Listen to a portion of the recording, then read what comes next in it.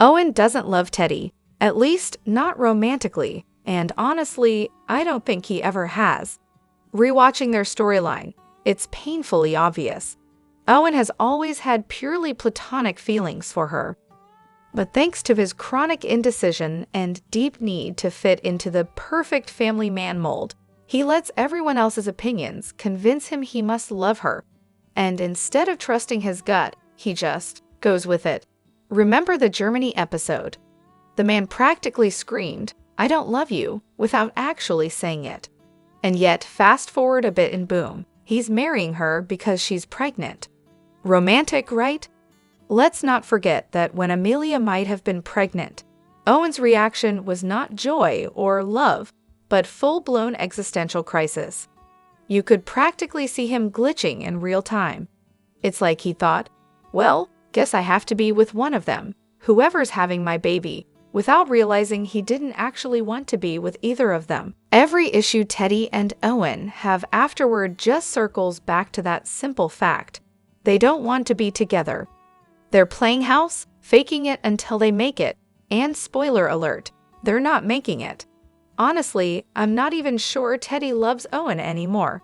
Maybe once, way back when, but by the time they walk down the aisle, that love is long gone. Owen is just in love with the idea of being a husband and father. He's clinging to a fantasy of the happy little family while ignoring the flaming mess around him. Delusional party of one. And Teddy? She should have stayed with Tom. He adored her, treated her with actual respect, and would have made a fantastic stepdad. But hey, seeing what a disaster she's become, maybe Tom dodged a bullet. Frankly, I'd be happier if the show just cut both Owen and Teddy. They're not even fun to watch anymore. I'd trade them both in a heartbeat just to get Tom back. That said, Teddy's meltdown, largely Owen's fault. If he hadn't broken the law and dragged her into that runaway fantasy life, she might still have a shred of stability. They were meant to be lifelong friends, not doomed spouses. But when a guy you've been in love with for decades suddenly tells you he feels the same, it's hard not to fall for it, even if it's a lie. Still, I expected Teddy to be smarter. Then again, I've only seen the Germany episode once, so maybe I missed a few of the finer details, though I doubt it. Surgeons are just too good now. Like, do patients even die anymore? Where's the little girl who just wanted to go to Mexico? Now everyone survives, and if they don't, we barely know who they are. No emotional damage, just vibes. Also, shout out to Reddit for randomly shoving posts from groups you've never followed into your feed. 1 second you're scrolling, the next you're like, wait, are they talking about real life? That moment of relief when you realize it's about a TV show is unmatched. I just reread my own comment and yeah, out of context, it absolutely sounds unhinged. I'm so used to gray speak, I forgot how insane it sounds to outsiders. And to top it off, I genuinely thought the post was from our /unpopular opinion. So I clicked in ready to be mad. Like, what kind of take is this? What is it with all these incredible women falling for this guy? I've been sick, so I've binged the first 3 seasons of Grey's Anatomy in a week. Yes, I regret nothing. And while I have a lot of thoughts, here's my biggest gripe. We have Izzy. She came from poverty, worked as a model to pay her way through med school, one of the toughest, most competitive fields out there. And let's not pretend modeling is some glamorous shortcut. It's a brutal industry full of people trying to exploit you, constantly picking you apart, and dragging you to awful parties just to be seen. So here's this strong, smart, resilient woman, and what's Karev's first move when he meets her? He tells her, completely unprovoked, that she won't make it. Then he slut-shames her and posts her modeling photos all over the locker room to humiliate her. For what? No reason. She hadn't done anything to him. And yet, she's LEPS with him. Then there's Olivia. We don't know tons about her, but she seems kind, competent, and clearly worked hard to get where she is. What does she do? She's LEPS with him too, after everyone was calling her the safe nurse, no less. Like, why? Fine, okay, they're young and impulsive, whatever. But then, Addison Montgomery. I actually had to pause my screen and walk away. For context, especially for those who've watched more seasons and might have forgotten this moment.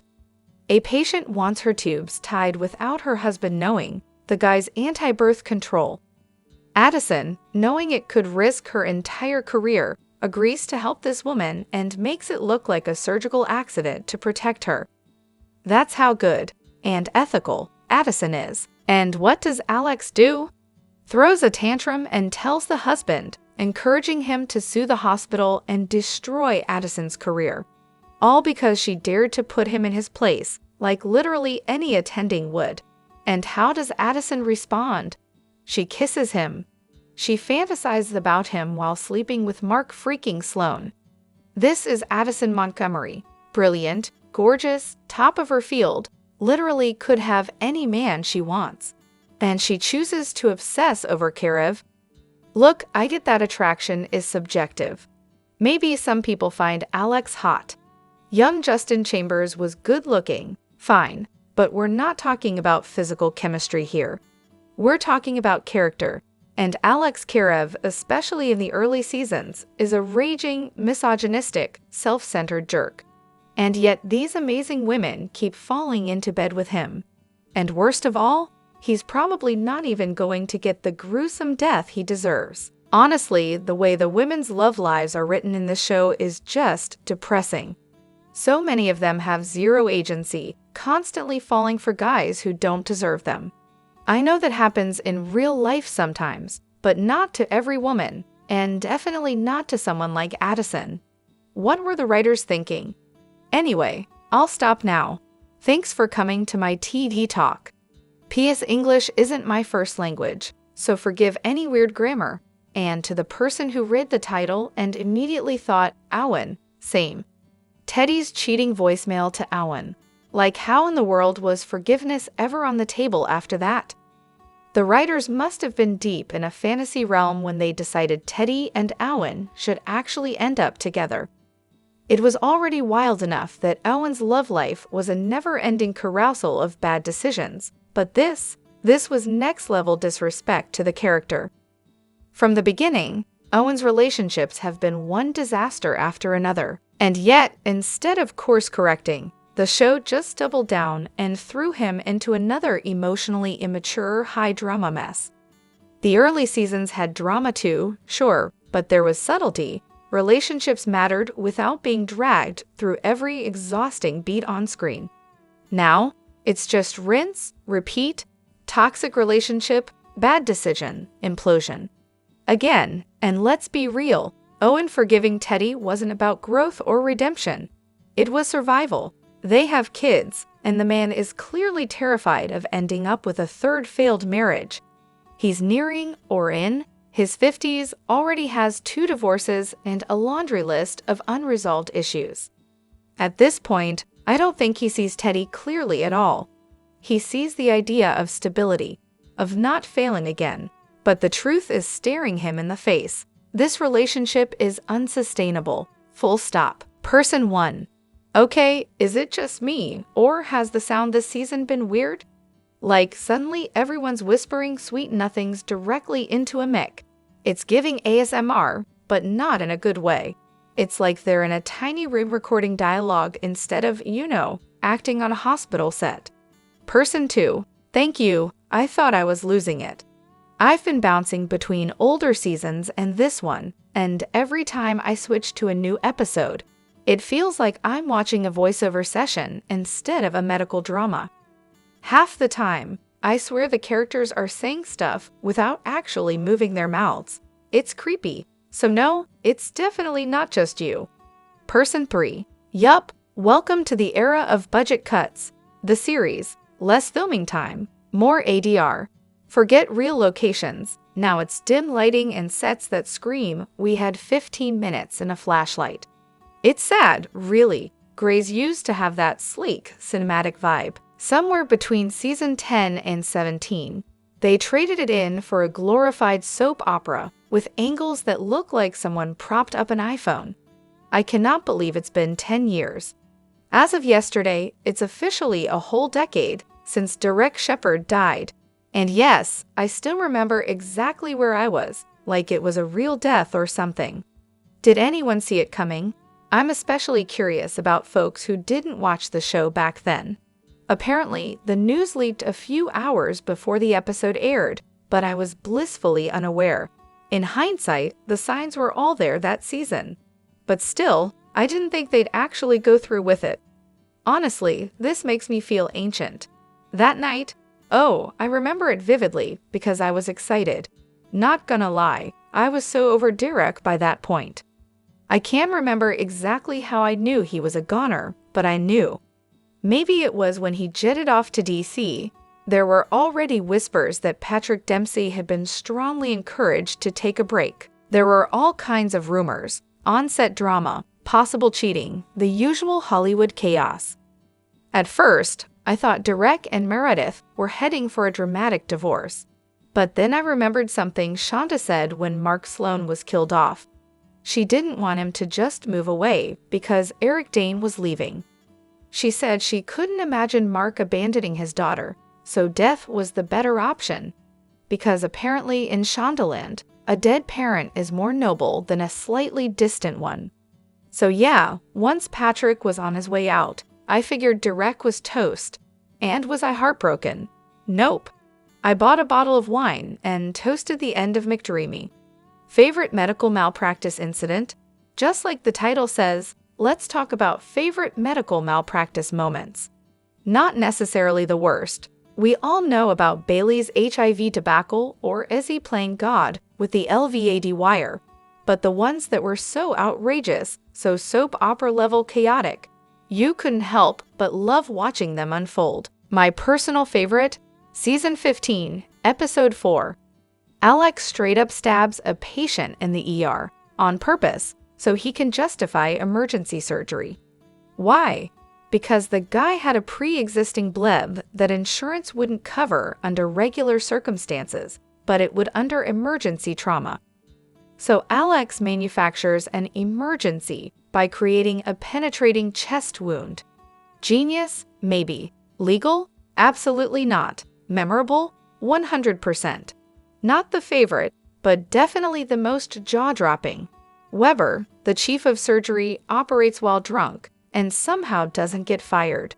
Just stumbles around with a scalpel and walks away with a slap on the wrist. Oh, and let's not forget that time Meredith, still a baby intern, ignores a DNR because she didn't know, revives the patient, only to get smacked with a purse by the woman's friend, yelling, "You little snook. You were supposed to let her die." And remember that anesthesiologist who was drinking on the job and fell asleep mid-surgery, faced absolutely no consequences. Nada. Just vibes. And then not long after, Weber pulls his little vodka and scalpels moment and also skates by untouched. Gray Sloan Memorial, where your malpractice becomes a teaching moment, if you're lucky. Meredith relationship question. Okay, so real talk. Who do y'all think Meredith should have ended up with after Derek? I've got my own opinion, but I need to hear from more people before I fully commit yes. I know she eventually ends up with someone, no spoilers here, but honestly, if you're in this thread and don't know what happened to Derek, I truly don't know how to help you personally. I always liked Finn. The man had an actual plan for her life, like a stable, non-death adjacent plan. Someone else said, honestly, I don't think we've seen the right person yet, and fair, but Hayes was it. He was a literal gift from Christina, which already gives him legend status. He understood what it meant to lose a spouse. He had kids of his own, and he balanced it all without losing himself.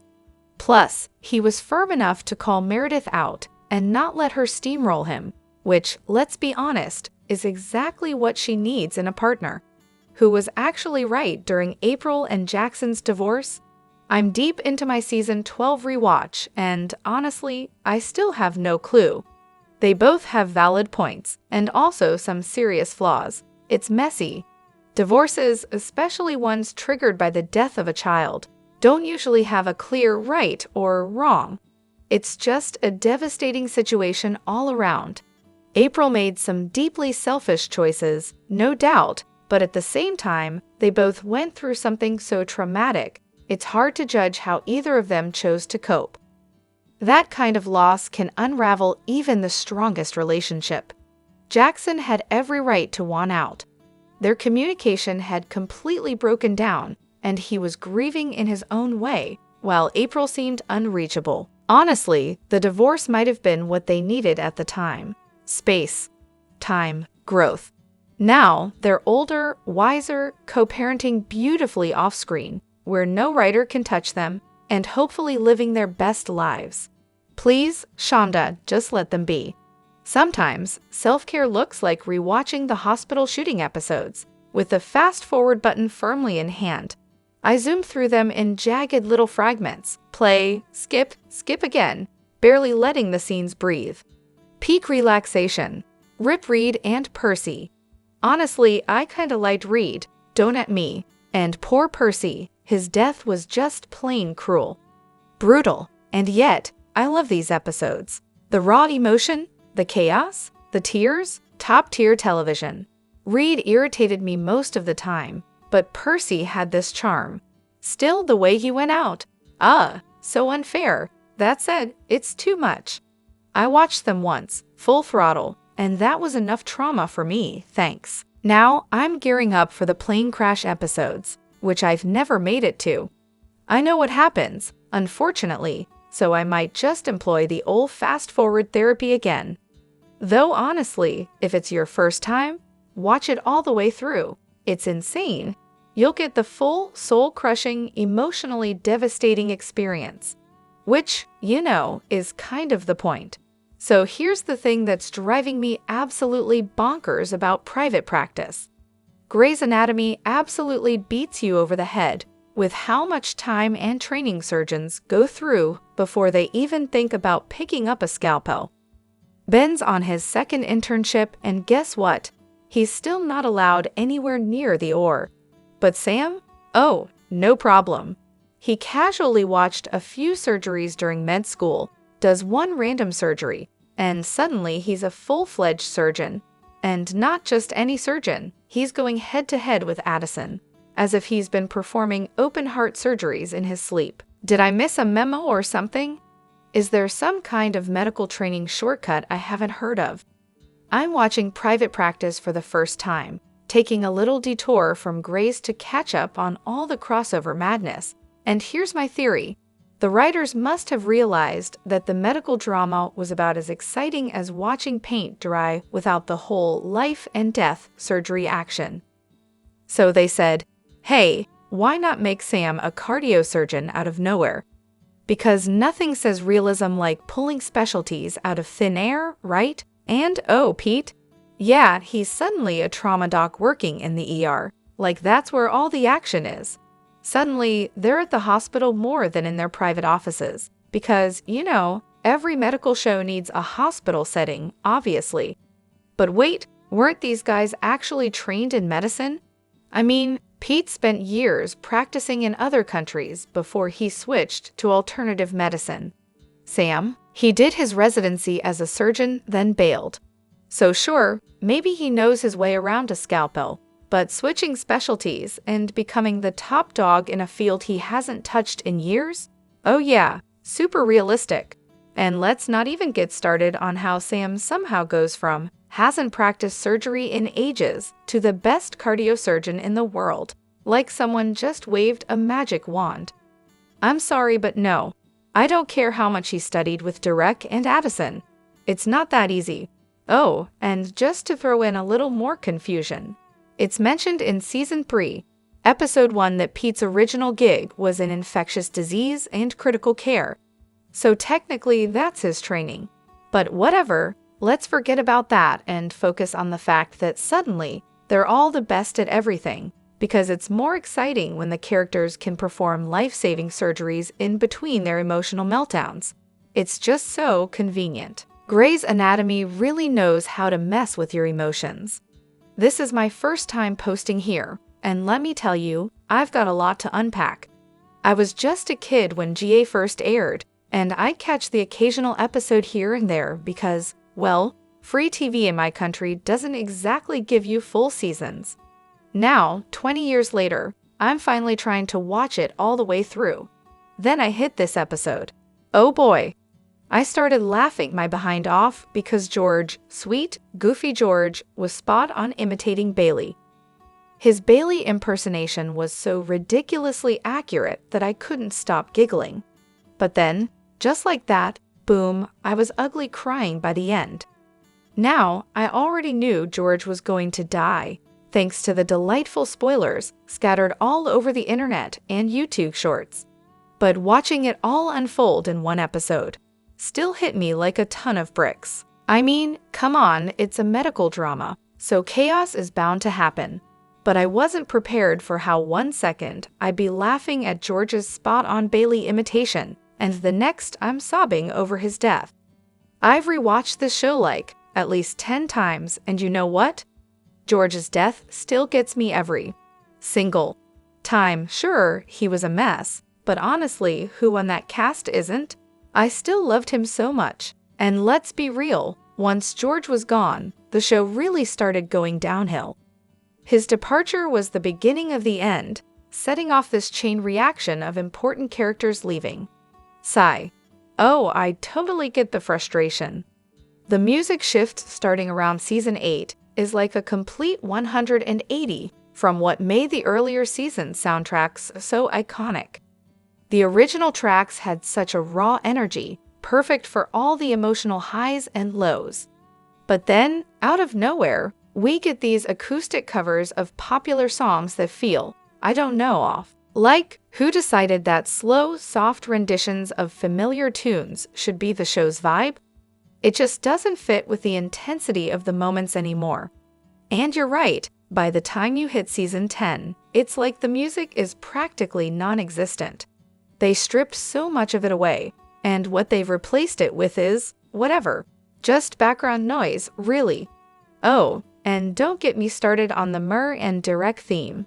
It used to be their thing, and now they're shoving it into random scenes like it's some kind of generic filler. Also, you're not imagining things. There's been some major scene cuts. I'm with you on the Derek moment at the vet's office when Mur comes down in her robe. That was such a memorable scene for his character, and now it's gone. It's like they've been erasing the best parts. What a mess. Ah, the anniversary of McDreamy's tragic exit. Time really flies, huh? It's been 10 years since we lost Derek, and I'm here to reflect on the good, the funny, and the downright emotional moments he gave us. Honestly, how do you even pick a favorite?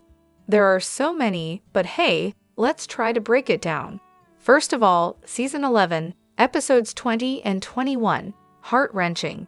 Seriously, watching those episodes again was like reliving the trauma all over again. Derek's death was a game-changer for the show, and everything did feel different afterward, didn't it? Can we just pause to recognize how perfect his relationship with Christina was? The fishing trip they took together was gold. Christina, the one person who could match Derek's sarcasm and wit, making it clear that despite all the tension, they understood each other like nobody else could. And let's not forget the first time he met Zola. Nothing tugs at the heartstrings quite like that moment. It was like this sweet, tender, pure glimpse into Derek's softer side. But if I'm talking about the best Derek moments, his friendship with Mark deserves some serious love. The writers really nailed the evolution of their bond. From brooding doctors to, well, actual brothers at the end of it all. Those moments when Derek and Mark were together, laughing, bickering, and just generally being ridiculous, chef's kiss. If you ask me, most of their scenes would probably top my list. And then there's the drowning episode. Let's be real, Patrick Dempsey did some of his finest acting here. No comedic lines, no fancy dialogue, just raw, intense emotion. That scene where Sloane sits down next to Derek and touches his arm, that was all the emotional depth we needed. With just a little touch, it was like everything changed for Derek. All the words were unspoken, but it meant everything. Finally, you can't talk about Derek without mentioning the iconic first surgery scene in the pilot. That look in his eyes, the chemistry with Meredith, everything was said in just a glance. Honestly, it set the tone for everything that came after. As for the funnier stuff, that's a bit trickier because, let's be honest, Derek wasn't exactly the class clown. But hey, he did bring some humor, even if it was dry and sarcastic. And sometimes that's even better. So in honor of McDreamy, I'd love to know which moments you loved most. It's hard to pick, but let's try to share a laugh or a tear over these classic Derek moments, shall we?